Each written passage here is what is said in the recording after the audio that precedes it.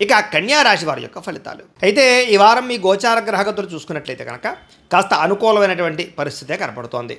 అయితే మానసికపరమైనటువంటి రుగ్మతలు కానీ బాధలు కానీ చాలా శాతం తగ్గుతాయి.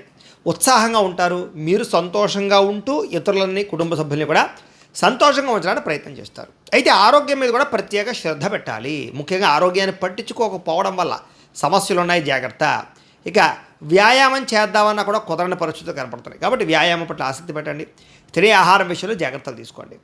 కొత్త వారితో సంబంధ బాంధవ్యాలు పెట్టుకోవడం లేదా ప్రేమ వ్యవహారాలు లేదా ఇష్టమైన వ్యక్తులతో కలవడం కనపడుతోంది.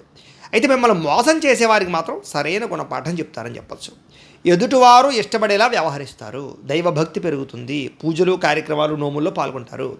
ఎక్కువ సమయం కుటుంబంతో గడపడానికి ప్రయత్నం చేస్తారు. అలాగే మనసులో ఉండేటటువంటి కష్టాలు సుఖాలు బాధలు తల్లిదండ్రులతో కానీ ప్రేమించిన వ్యక్తులతో కానీ పంచుకునే అవకాశం కనపడుతోంది.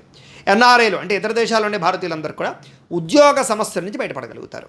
చేసే పని యందు శ్రద్ధ కనపడుతోంది. సహనంతో అన్ని పనులు చేస్తారు. ఎలాంటి పరిస్థితుల్లోనైనా సరే మీరు అనుకున్న పనులు పూర్తి చేసేదాకా నిద్రపోరు. అంతలా పట్టుదలగా చేస్తారు. విదేశీ ప్రయత్నాలు కూడా చక్కగా లాభిస్తాయి. వివాహ ప్రయత్నాలు ఆగిపోయిన ఎదురుకు వెళతాయి. వివాహ సంబంధాలు కుదురుతాయి. పిల్లలకు సంబంధించి చదువులకు సంబంధించి వ్యాపార ఉద్యోగాలకు సంబంధించిన పెట్టుబడులు పెట్టగలుగుతారు. పిల్లలకు మీకు మధ్య అనుబంధం బాగా ఏర్పడుతుంది. ప్రేమ కుదురుతుంది.